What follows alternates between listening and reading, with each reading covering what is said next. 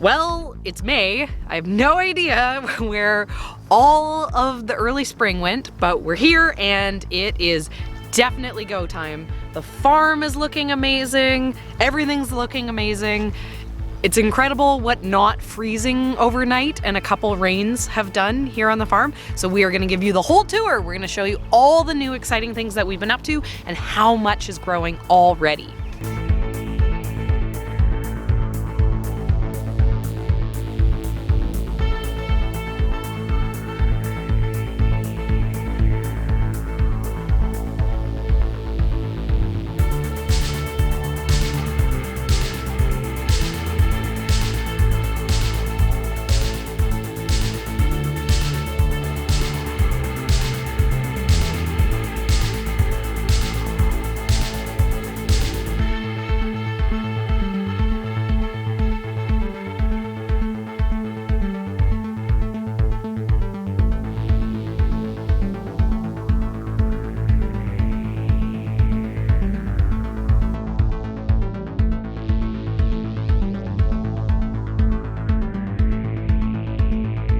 Ian and I suffer from garlic-based self-worth.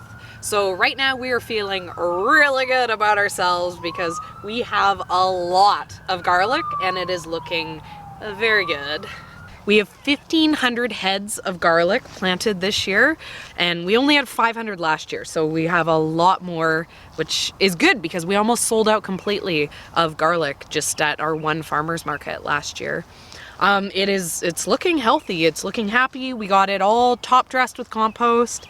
And I wouldn't be surprised if we actually start harvesting garlic scapes out of here in 3 weeks, maybe. It's grown a lot in the last 2 weeks. Serina told me no more tilling new areas to farm because we don't need it, but I didn't believe her. And so I started tilling up this area over here. I was like, oh, it'd probably be like 5 more beds or so, which would be good, and it'd be nice to have those as spares. But as soon as I was like, yeah, it's kind of good to go, Serina's like, oh, we can plant all our winter squash there. So this is all full now as soon as we plant it out, but this is going to be all winter squash and they can just kind of go crazy in here. It'll be a great little spot to tuck them away. I was tilling out rocks like this. Yikes. Yeah. This is all my cherry stumps from today that I was digging out. These ones aren't as bad as the ones up there. Those ones were bigger pieces of wood, but these ones still fight for, you know, what looks to be a small piece of wood. This greenhouse behind me, which isn't quite a greenhouse yet, but will be very soon, has been getting lots of prep work. I've been tilling inside of it. We're getting ready to put the plastic down and plant it. We have to put the plastic on the outside, but the major problem last year was that I never had a reinforcement along the top there, so it all kind of just fell apart when we put the plastic on it. This year it's all reinforced and it's ready to go, so very soon, very, very soon, that will be planted out with tomatoes and it will be beautiful. As exciting as the garlic is, and obviously greenhouses exciting, you know, no big deal. I have 4 now, so the novelty's worn off a little bit. But this is what we're super excited about. We have almost every single bed in the farm planted at this point. And the farm expanded. Last year we had 20 50-foot beds. This year we added 5 beds onto the farm. So it's 25 50-foot beds and they're almost all filled.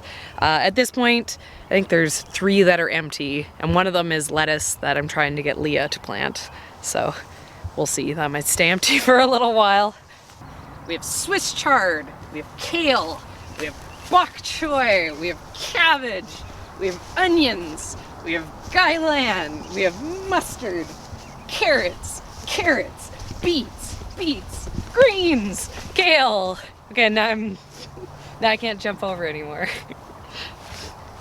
We still got more. We got more onions, kohlrabi, Choys. lettuce. Lettuce is Choy. No, I couldn't see it. I was walking. Oh. Choy, lettuce. This, okay, Leah planted this. That's why I think I might get a second bed out of her. Like, not bad for a 5-year-old. And then finally I have seeds in for zucchini bed. The choy was tiny last week. Like I was yelling at Ian 5 days ago about eating it. I was like, stop eating it, you gotta let it grow. Now it's full size. I have no idea how choy does this. It did it to us last year. It went from, you know, these tiny little transplants to full size heads. Here, look at this. Let's rip one of these out. Ugh. Got dinner. Look at this. Look at this beautiful head of choy. That's insane. How They're quickly. like they're amazing. They're massive. We don't know what we're gonna do with ourselves. We have no plans on where we're gonna sell anything, and this choy is definitely ready to start eating. So good thing I live with the choy boy, who will gladly eat 10 bok choy for dinner every night of the week. So I guess we'll be doing that. Our Salanova lettuce, our first planting, is also looking amazing. We're probably like a week or two off from the heads being full-sized. Yet again, I don't know what we're gonna do with it. And even our kohlrabi, this last week, we've had warmer nights, you know, nothing below 10 Celsius, which is, I have no idea, Fahrenheit. And rain. We never get rain, but we've been having rain, and all of these spring veggies have just been thriving. It's crazy how they've gone from being nothing to ready, like overnight. We went to sleep and we woke up and we had a whole farm to harvest. The issue about everything being ready is we really have no idea where we're gonna sell anything this year. We have applied to farmers markets, but as you guys know, it's a crazy year. It's hard to know what's happening week to week. We have yet to hear if our local Lake Country Farmers Market is happening, and it starts the first Friday of June. So that makes me think it's not gonna happen, because that's like 2 weeks off at this point. And we also put an application into the Kelowna Farmers Market, the bigger farmers market in the area. We haven't heard back from them. It's going, it's happening, but we don't know. Like we don't know if they have space. We don't know even if they have space, if it's worth the effort to go down there. You know, people aren't necessarily still shopping at farmers markets in the same way they had been. Our big plan for selling this year is we are going to build a farm stand, and we'll take you guys up there after we do the farm, and we'll tell you about some of our plans for that. But it's not built yet, so all these things that are ready, I can't sell them at our farm stand yet. So we don't know exactly where this is gonna go, but worst case scenario, it'll end up to be our dinner for, you know, the next month, and whatever is extra we can bring down to the food bank. A lot of these crops, like especially the ones behind me, are stuff that we still probably have 3-4 weeks on before we'll be harvesting. So not as much of a rush as it is on those choys, and I'm not lying, Ian and I will gladly eat 10 choy a day, every day. So, you know, when you put that into context, having 100, 200 beautiful heads of choy doesn't really last that long.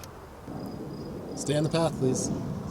We had a big plan for this year that involved doing a lot more salad greens. We were gonna get up a washing machine to wash salad greens, you know, do all of this other infrastructure, and we had crops that were planned to go along with it. And we kind of totally threw those plans away. And so a lot of the stuff that we have in here is stuff that we hadn't planned on putting in. We don't really know how it's gonna work out. Things like cabbages and broccoli that we have planted.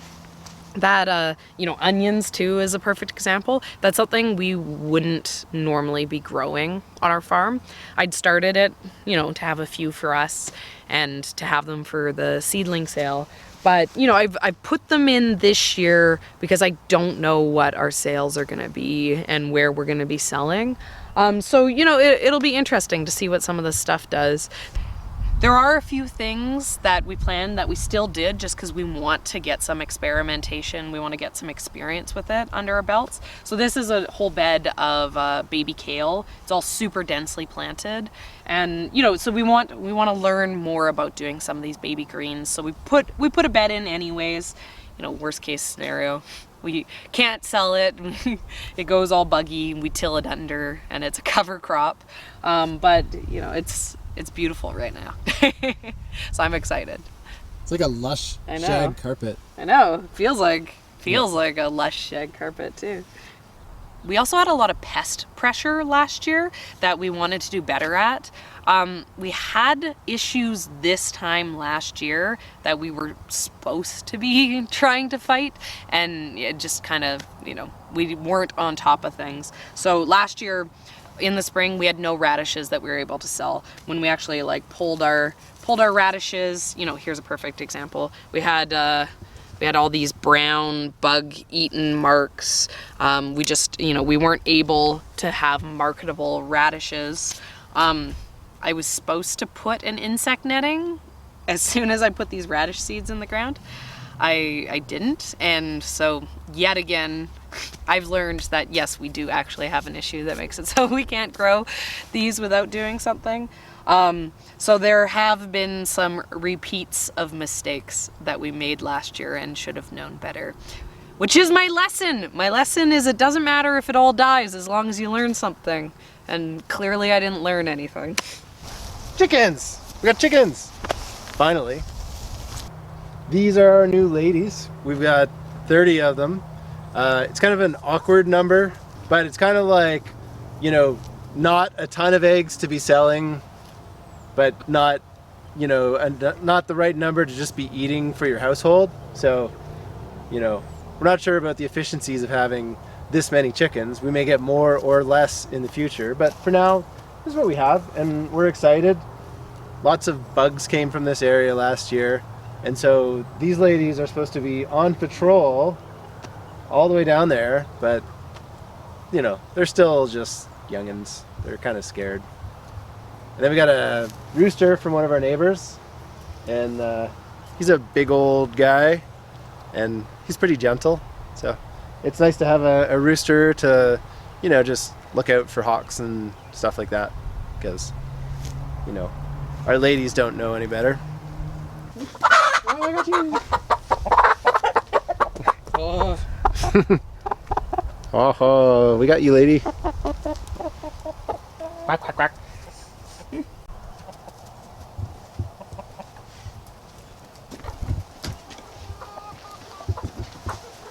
The coop isn't finished yet, but you know, it's good enough for now because they're not laying yet, so it doesn't have the laying boxes for them yet. But you know, they got their roosts and they got their food, and we're still trying to figure out the water a little bit, so we just got some dishes out for them. But you know, all in all, right now, it's good enough.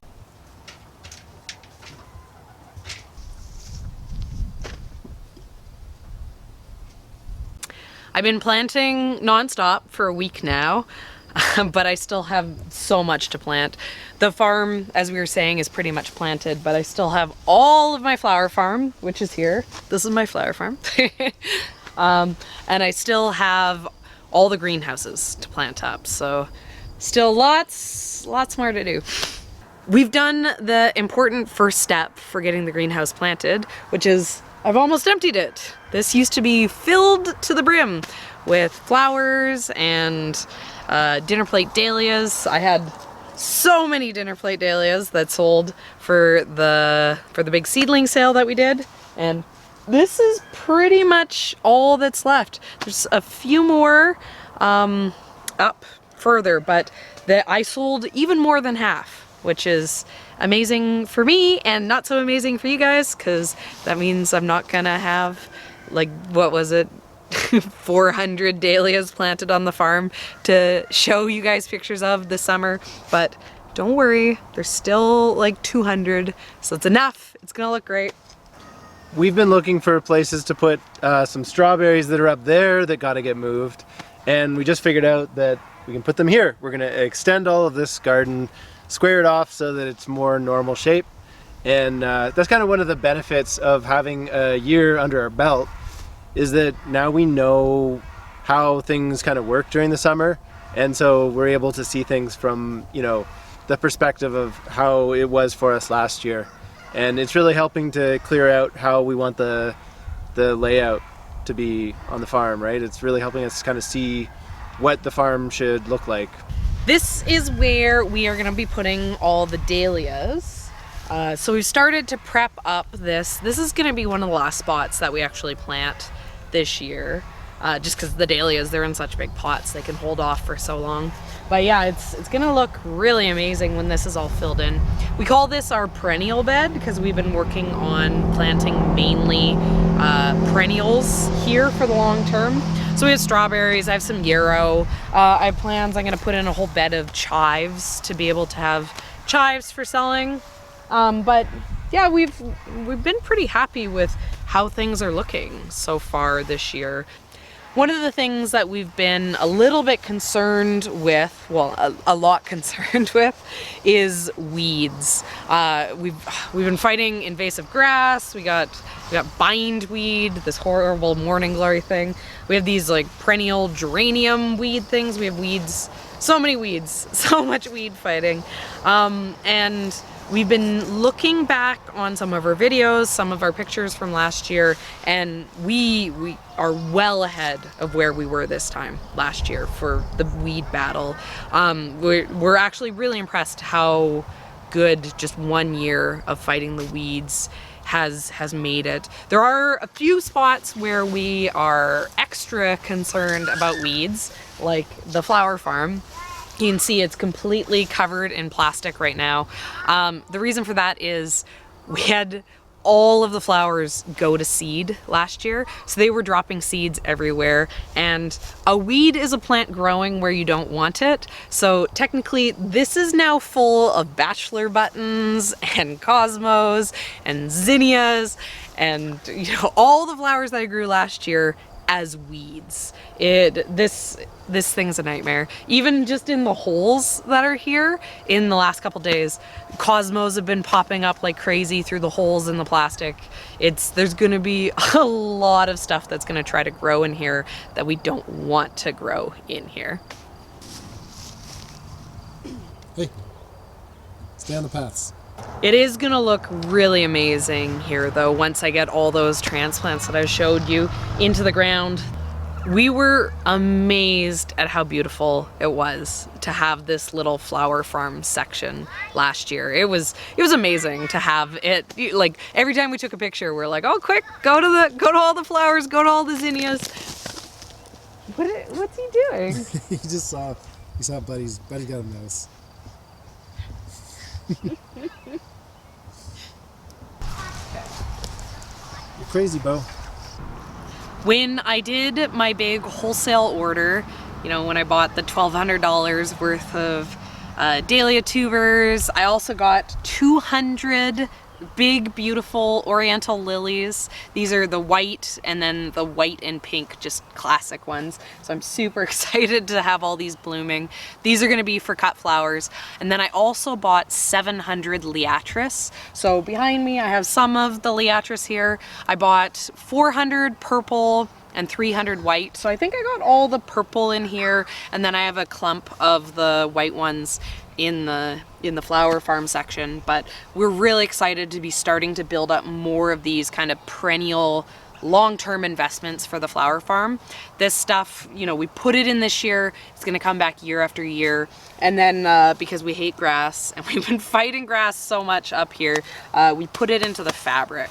We figure having this down for 2 years should kill off most of the grass. And then at that point we can lift this and repurpose it to a different spot. As you can see, my tomatoes are definitely ready to get planted. These tomatoes are going crazy and really need to get into the ground. So this is what I need to work on as soon as I stop talking to you guys in this video. This is literally what I'm going to do next. Start to get these into that greenhouse that I was showing you.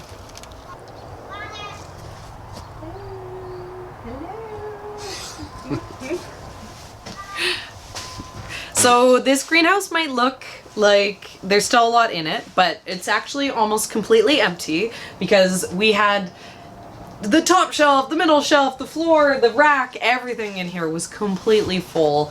And at this point, for actual seedlings that we could potentially sell, I think we have 40 left. And we had, almost 1,000 in tomatoes. The seedling sale was insane this year. It was like so insane. Ian and I are like, ooh, I don't know, do we want to do this again?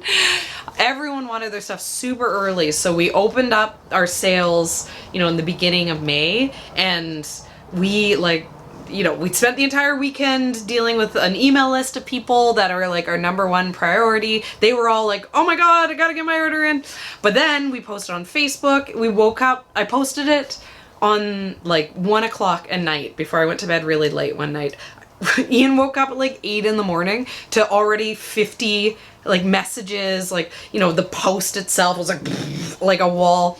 By the end of the day, I think we were up to over 100 messages that we'd gotten of people wanting our seedlings. And I was like, every hour I was out here with like flashlights, like reading, like trying to pull everyone's order. We barely ate. It was like, Ian was like, have you eaten yet? And I'm like, why, is dinner ready? I could really use some food. It was crazy, but also good because we sold like almost everything. Even the peppers, we're really limited on the peppers at this point. So we're super happy. I mean, that's the goal. The goal is to make sure that the plants get into people's gardens, that they get growing. So we know lots of people are gonna have beautiful gardens this year because we got them our beautiful tomatoes and peppers. But we're also, you know, we're glad to see it gone because now, you know, now we can focus on our stuff rather than having it still here, still slowly going out. We can kind of completely shift focus. Like it was a crazy 10 days, but then it was done. Now we're on to the farming. Our big goal for last year was to get farm status on our property, which meant that we had to sell $10,000 worth of product, not like profit, just sales. And we did that. We achieved farm status, but you have to keep up that 10,000. So we're not too concerned. The number isn't that big, but you know, who knows what this year is going to be like. So we're pretty happy to have success with the seedling sale because now, you know, we've made a huge dent towards our farm status. I think we sold a bit over $6,000 in total is where our number's at. Probably closer to 7,000. So, you know, like that really doesn't leave very much sales to do. So, you know, that's going to take some pressure off into the summer if it's looking like it's going to be hard for us to find a place to sell food, which is the perfect segue to talking about our farm stand. So let's go do that. Seedling sale aftermath. Random money in my pockets.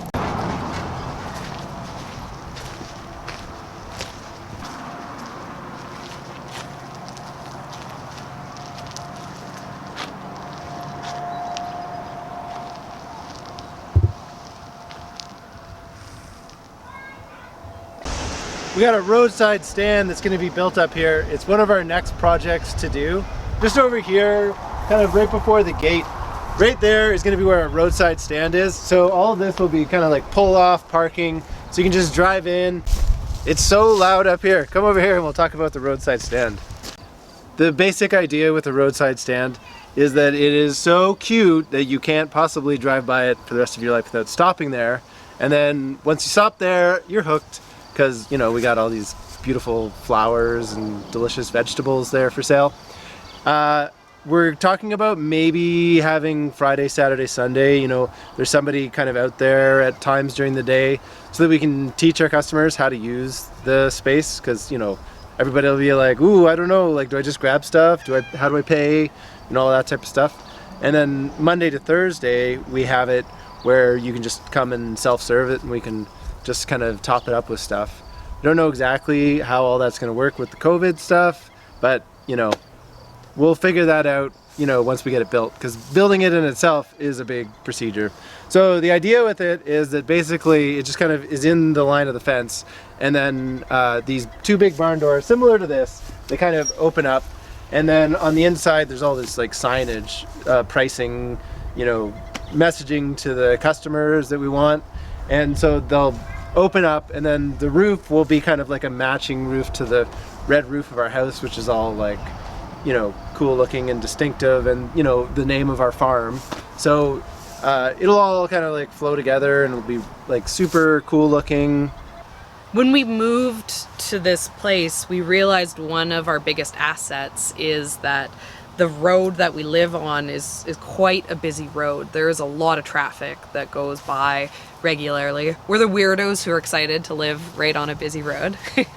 But we always knew that it meant that there was going to be potential for those driving customers. And the reason why there's so much traffic is if we go to the very end of this road, there is this like huge housing development that's like all this new housing. There's like multiple apartment buildings, townhouses, like, you know, single family neighborhoods. There's a huge number of people who live at the end of this road, and therefore kind of, you know, half of them commute past our house. So we do have a lot of people that we could, you know, pull in to become our regular customers. And, you know, if we don't have to leave the house, like we love doing the farmers markets, but, you know, if we can just sell everything, you know, right off the road, right there, that's a huge asset for us. So, you know, this year, we don't know what's going on with markets, we don't know what's going on with sales, but we feel like we're still gonna have that asset of having potential customers, of having all these people who will come to us. You know, and we especially learned that with our seedling sale. We had so many people come, and a ton of them were actually from the areas, and, you know, maybe they'll come back for food too. What about this sweet score that you got behind you? We're filming here because we rarely show this pile of pots that I have. Ian went and picked me up all these pots. They were like $100 for all the pots we could want. So that's the reason why we can sell all these strawberries and dahlias in 1 gallon pots, because I have this horde of pots hiding behind my barn. And also, this is where our berries are. We basically have only shown this section when we showed planting our berries 2 years ago.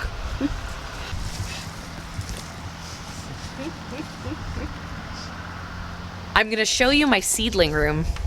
Ian wanted me to show you all the seedlings inside the seedling room, and so I'm doing this because there's nothing in here. This is what a good job I've been doing at transplanting. What? Ian must be shocked, because there really doesn't seem like there's that much seedlings left, and it's because they're in the farm. They are planted.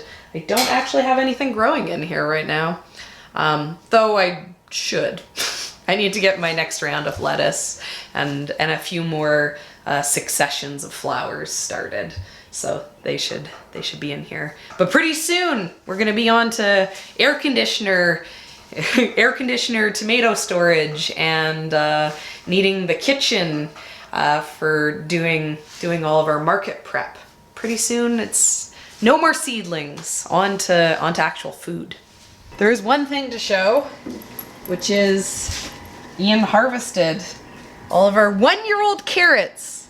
I planted these May 1st, and May 1st last year.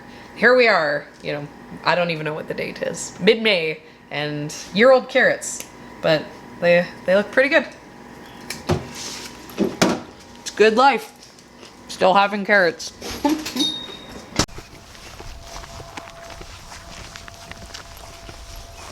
Meet my carrot. Oh my god. What are you doing? That is ridiculous. Are you being cute?